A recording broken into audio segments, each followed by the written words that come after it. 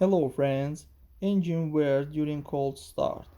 If the engine is cold start frequently, wear is guaranteed for the following parts.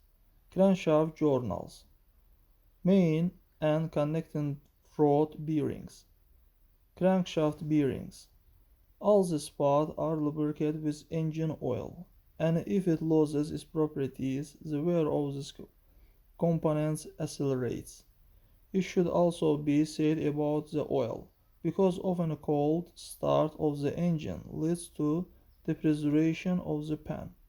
This is due to the fact that at temperature below -25, rubber gaskets lost their elasticity and became rigid.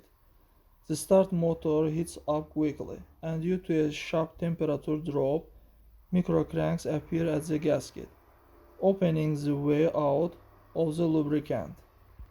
Therefore, starting the engine in cold weather, when it's below -25 outside, is not recommended without preheating the oil pan.